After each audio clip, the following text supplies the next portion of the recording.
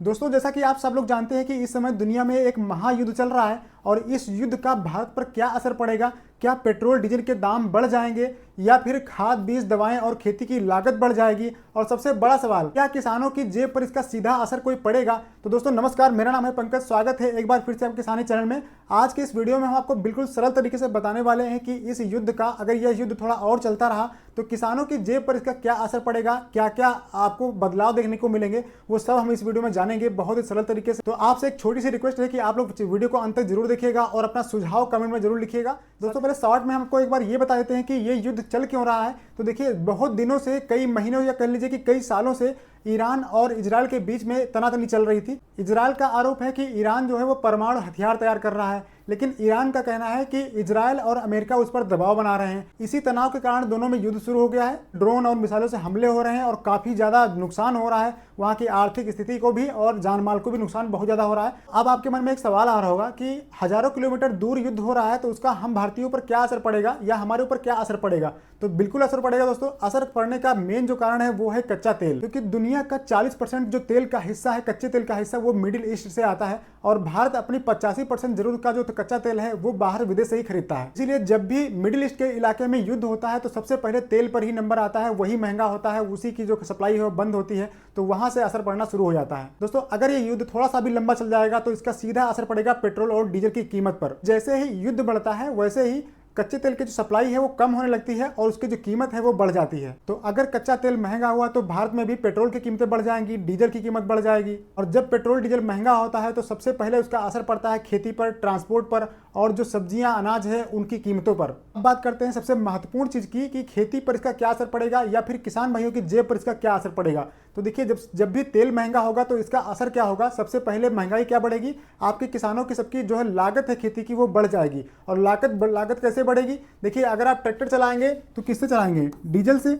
लेकिन जब डीजल ही महंगा होगा तो आपका ट्रैक्टर चलाने का जो खर्चा है वो बढ़ जाएगा। साथ ही साथ अगर आप सिंचाई करते हैं, आपके यहाँ अगर बिजली सिंचाई होती है तब तो कोई दिक्कत नहीं है, लेकिन अगर सिंचाई आप पंप सेट से करते हैं, ज़्यादातर किसान भाई जो खेती करते हैं वो पंप सेट वगैरह यूज करते हैं, तो उसकी जो कास्ट है वो बढ़ जाएगी। इसके बाद तीसरी चीज़ क्या होगी, ट्रांसपोर्ट का खर्चा बढ़ेगा। मान लीजिए जो हम लोग फल खाते हैं तो वो आ रहे हैं महाराष्ट्र से या फिर आ रहे हैं आपके हिमाचल से, तो वो जो ट्रांसपोर्ट का बीच का दूरी है उसको तय करके जो सामान आता है वो ट्रांसपोर्ट बढ़ जाएगा, तो उनकी जो लागत है वो बढ़ जाएगी और फिर वो जो फल सब्जियां हैं वो महंगी हो जाएंगी। तो ये सीधा सा असर पड़ता है। भले ही किसान को रुपए ना मिले उतना, लेकिन जो बीच का ट्रांसपोर्ट है उसका पैसा बढ़ेगा, तो किसान को सस्ते में बेचना पड़ेगा अपने वहाँ पर, और तब जाके वो ट्रांसपोर्ट पूरा होकर भले ही उसी रेट में बिके, लेकिन ट्रांसपोर्ट का खर्चा जो है एक्स्ट्रा बढ़ जाएगा। ये दबाव बन जाएगा इतना। इसके अलावा एक चीज़ आपको याद होगी, हमने पिछला वीडियो बनाया था तो आपको बताया था कि जितनी भी खादें होती हैं, जो अच्छी खाद हैं, वो सब इंपोर्ट होती हैं बाहर से। तो जब आप जो ये कास्ट है डीजल की, कच्चे तेल की, वो बढ़ जाएगी तो जो ट्रांसपोर्ट खर्चा है वो भी बढ़ेगा और जो सप्लाई है वो वहाँ से आना कम हो जाएगी, तो जो खादें हैं वो महंगी हो सकती हैं। साथ ही साथ जितनी भी दवाइयाँ होती हैं, अगर वो बाहरी किसी कंपनी की हैं तो उन पर भी दबाव बनेगा और उनकी कास्ट भी ट्रांसपोर्ट का महंगा होने से वो भी दवाइयाँ भी महंगी हो सकती हैं। जो भी खादें अपने देश में बनती हैं, लेकिन उसका भी जो कच्चा मटेरियल है, जो रॉ मटेरियल है, वो विदेश से आता है, तो वो जब वहाँ से महंगा होकर आएगा तो यहाँ जो खादें अपने आप बन रही हैं वो भी बहुत महंगी मिलेंगी। तो इसका सीधा सा असर पड़ेगा कि जो खादें हैं वो सबके सब, जैसे आपके डीएपी हो गया, एमओपी हो गया, ये ज़्यादातर विदेश पे ही निर्भर है, तो ये इसकी कीमतें जो है उछाल आ सकता है बहुत ज़्यादा। तो एक चीज़ आपको और बताते हैं कि देखिए, जब भी युद्ध होता है तो जो लोग होते हैं दुनिया में, जो बड़े बड़े इन्वेस्टर्स होते हैं, वो पैसा बहुत ही सेफ जगह पर लगाना पसंद करते हैं। तो उस समय क्या करते हैं वो लोग, जैसे गोल्ड होता है, सोने में इन्वेस्ट करते हैं लोग। तो गोल्ड में इन्वेस्ट करेंगे तो क्या है, डॉलर और भी मजबूत होगा, और डॉलर अगर मजबूत हुआ, और ज़्यादा मजबूत होगा, तो जब भारत तेल खरीदेगा तो उसको डॉलर में पैसा देना होता है, तो उसको और महंगा खरीदना पड़ेगा, तो इससे और दबाव बनेगा, जो अपने यहाँ तेल की महंगाई है वो और ज़्यादा बढ़ सकती है। दोस्तों एक बात और कि जब भी तेल ज़्यादा महंगा होता है तो भारत रूस और अन्य देशों से जो तेल है वो खरीदने की कोशिश करता है सस्ते में, ताकि जो तेल के रेट हैं उन पर कंट्रोल रह सके। पिछले कुछ सालों से भारत ने रूस से काफी सस्ते में तेल खरीदा है, जिससे तेल की कीमतें थोड़ा कंट्रोल में रही हैं। लेकिन जो ये युद्ध चल रहा है इसका हो सकता है कि अभी इतनी जल्दी असर ना दिखाई दे, लेकिन इसका जो दूरगामी इफेक्ट है, जो प्रभाव है, वो देखने को जरूर मिलेगा। लेकिन ये युद्ध अगर लंबा खिंचता चला गया तो इसका असर आपको देखने को जरूर मिलेगा। सब्जियों पर, जो फल हैं उनके दामों पर, हर जगह पर आपको इसका असर देखने को मिलने लगेगा। यानी कि बाजार में थोड़ी सी महंगाई बढ़ सकती है अगर ये युद्ध जो है लंबा खिंचता चला गया तो। इसको कंट्रोल करने का बस एक ही तरीका है कि उत्पादन जो है वो अगर अच्छा हो जाए, या प्रकृति की मार ना पड़े, जैसे बड़ी बड़ी आपदाएं आती हैं, प्राकृतिक आपदाएं अगर वो नहीं आती हैं, तो इन पर कुछ कंट्रोल रह सकता है। जो उत्पादन है उस पर कोई गलत इफेक्ट नहीं पड़ता है, प्राकृतिक आपदाओं का जो इफेक्ट है वो नहीं पड़ेगा, तो फिर रेट में ज़्यादा आपको अंतर देखने को नहीं मिलेगा। दोस्तों हम पहले से ही आपको एक चीज़ और बता दे रहे हैं कि अगर ऐसा कंडीशन बन जाती है कि युद्ध लंबा चलता है, तेल की कीमतों में उछाल आ जाता है, तेल के दाम बढ़ जाते हैं, तो फिर आपको क्या करना है या हमें क्या करना है, किसान भाई को क्या करना है, उस पर एक नज़र डाल लेते हैं। जो हमने सोचा है वो हम आपको बता दे रहे हैं। अगर आपके मन में कोई भी और सुझाव हो तो आप लोग कमेंट में जरूर लिखिएगा, ताकि किसान भाई को वो भी पता चल सके। सबसे पहली बात यह है दोस्तों, आपको अपनी खेती की जो लागत है उसको आपको कम करना है। अगर आप उसको बढ़ाते चले जाएंगे तो हो सकता है कि लास्ट में दाम उसके बहुत ही नीचे आ जाएं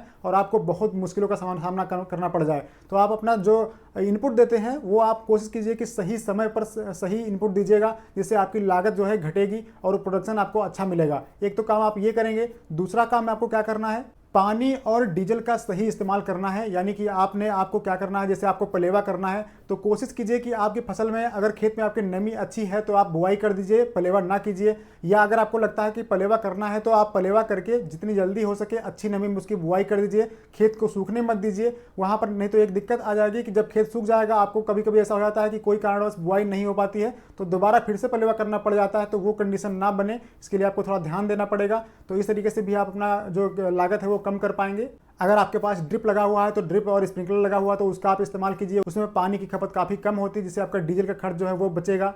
और तीसरी बात आपको ध्यान रखनी है कि ऐसे में अगर पेट्रोल डीजल के दाम बढ़ जाते हैं तो आपको ऐसी खेती का चुनाव करना है, ऐसी सब्जी का चुनाव करना है, ऐसी फसल का चुनाव करना है जिसका रेट बहुत अच्छा मिलता हो। क्योंकि जब जब महंगाई बढ़ती है तो जो सब्जियों की ज़्यादा मांग होती है उनके रेट काफ़ी अच्छे देखने को मिलते हैं। तो ये चीज़ आपको ध्यान में रखना है। आपको लगता है कि जो फर्टिलाइजर हैं, जो खादें हैं, उन पर कितने रेट बढ़ सकते हैं? अगर आपको इस पर कंप्लीट वीडियो चाहिए तो आप लोग कमेंट में जरूर लिखिएगा कुछ, और हम उस पर वीडियो लेकर आएंगे। पूरे सबूत के साथ आपको दिखाएंगे कि फर्टिलाइजर के जो रेट हैं वो किस तरीके से बढ़ रहे हैं, कितना क्या रेट बढ़ चुका है, वो हम सब आपके लिए लेकर आएंगे। तो इस वीडियो को यहीं पर समाप्त करते हैं। अगर आपको वीडियो अच्छा लगा हो, जिनके पसंद है, तो वीडियो को लाइक कीजिए, शेयर कीजिए और चैनल पर सब्सक्राइब कर लीजिए। चलिए मिलते हैं नए वीडियो तक। नमस्कार, जय हिंद दोस्तों।